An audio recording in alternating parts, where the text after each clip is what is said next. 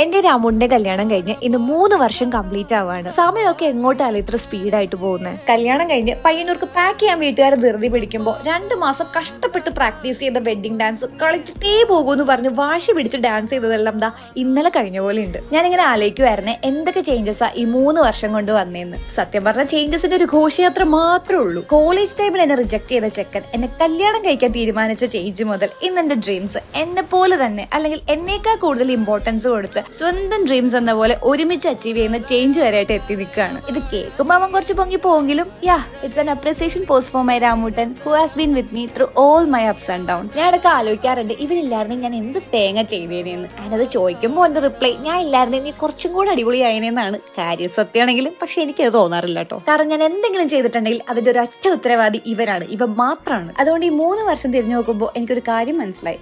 I am truly my husband's girl. അതെന്റെ 20-ാം വയസ്സ് മുതൽ എന്നെ വളർത്തിക്കൊണ്ട് വന്നതുകൊണ്ട് മാത്രമല്ല കേട്ടോ.